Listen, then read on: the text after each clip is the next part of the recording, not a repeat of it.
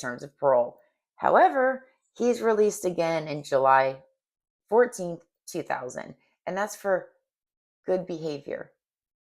Yeah, the most vile, disgusting crimes that one can do against somebody in a community, in the world. It, he's released for good behavior. Make it make sense. It's joke. Makes me mad. I'm sorry. I'm trying not to do the off the tangent ones today. I'm trying to be to the point, read off a specific script, and just get this story told. However, are we not mad right now? Like, we just started, and is not anybody else with me with absolute disgust? And we're a quarter of the way in. So let's take a breather. Joseph, after his release, would then move to Fargo, North Dakota. Now he's got me where I can't even talk.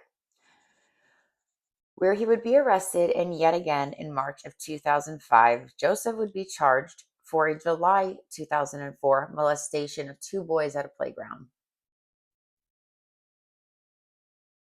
Why is he still breathing, air? Good old justice system. So, this happens in Detroit Lakes, Minnesota. And April 5th in 2005, after his arrest, apparently this scumbag knows a businessman in Fargo.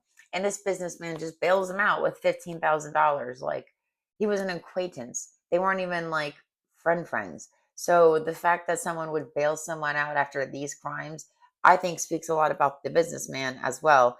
And hopefully he's not in business any longer. Because why you were helping some disgusting sex offender get out of prison, I don't know. But then Joseph goes on the run. So, I guess the businessman has to eat $15,000 because obviously with bail comes conditions that you need to be at parole, or I'm sorry, conditions with showing up to court hearings.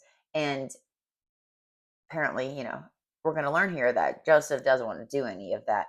But, he got out for good behavior. So Joseph gets out of prison, and then he ends up running. And on June 5th, he would not return for a court hearing. The ones that he's scheduled for, because he's on bail, they kind of check in with him as they go in with his court dates, as you would if you actually were incarcerated and going for your court dates and being transported from the jail to the courtroom. Joseph is allowed bail, which means he can come from his home